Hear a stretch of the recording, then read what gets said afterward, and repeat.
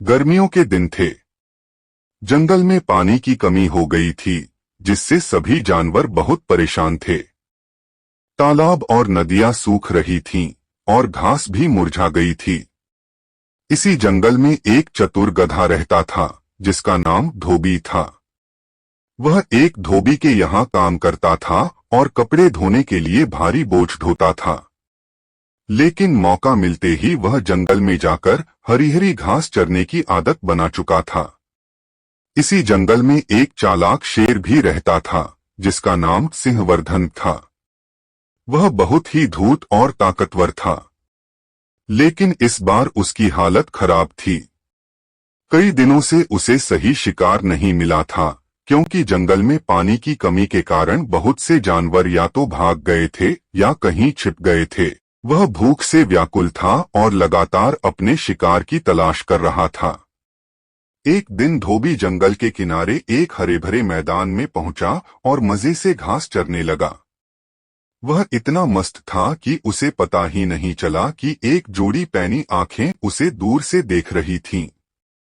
यह आंखें किसी और की नहीं, बल्कि भूखे शेर सिंहवर्धन की थीं। शेर की आंखें चमक उठीं, उसे लगा कि आज उसकी भूख मिट सकती है।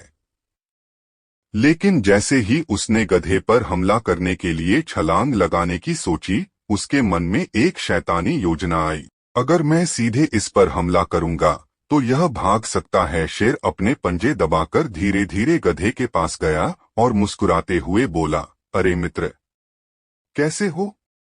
गधा थोड़ा चौंका, लेकिन फिर सोचा कि यह शेर मुझसे इतनी मीठी बातें क्यों कर रहा है।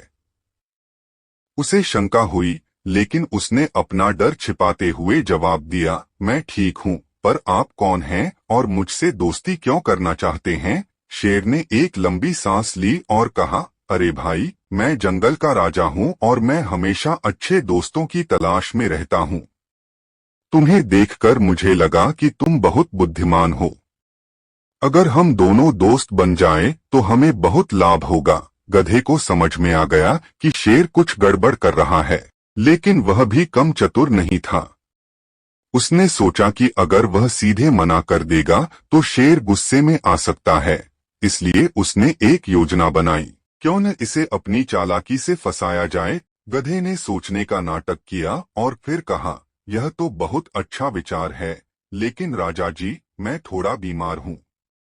मेरी टांग में बहुत दर्द है। अगर मैं जल्दी भाग नहीं पाया तो मुझे डर है कि कोई जानवर मुझ पर हमला कर सकता है।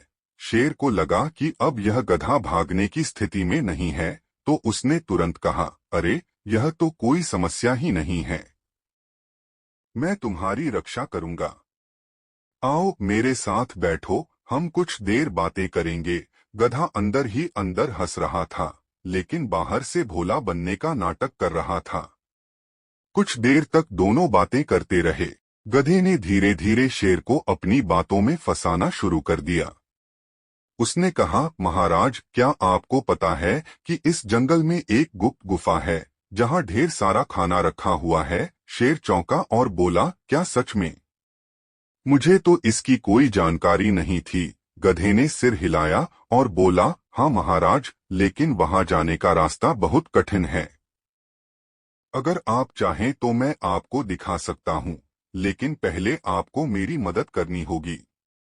शेर ने तुरंत कहा, बताओ, क्या मदद चाहिए? गधे ने एक गहरी सांस ली और कहा, मुझे अपनी टांग का इलाज करवाना है। अगर आप मेरी मालिश कर देंगे तो मैं आपको गुफा का रास्ता दिखा सकता हूँ। शेर को लगा कि यह एक आसान काम है और उसने तुरंत गधे की टांग की मालिश करनी शुरू कर दी। लेकिन जैसे ही वह गधे की टांग दबाने लगा, गधे ने जोर से चिल्लाना शुरू कर दिया, अरे बचाओ, बचाओ, कोई मुझे मार रहा है। शेर घबरा गया और इधर उधर देखने लगा। तभी पास में रहने वाले कुछ लकड़हारे उस दिशा में भागते हुए आए। अरे, यह तो शेर है, एक लकड़हारे ने चिल्लाया। लकड़हारों ने अपनी कुल्हाड़ियां निकाल लीं और शेर की ओर दौड़ पड़े। शेर समझ गया कि वह गधे की चाल में फंस गया है। उसने भागने की कोशिश की, लेकिन जब तक वह उठता, लकड़हारों ने उस पर वार कर दिया। घायल शेर किसी तरह वहां से भाग निकला, लेकिन अब वह बुरी तरह डर चुका था। गधा मुस्कुराया और मन ही मन सोचा, चालाकी हमेशा ताकत से बड़ी होती है।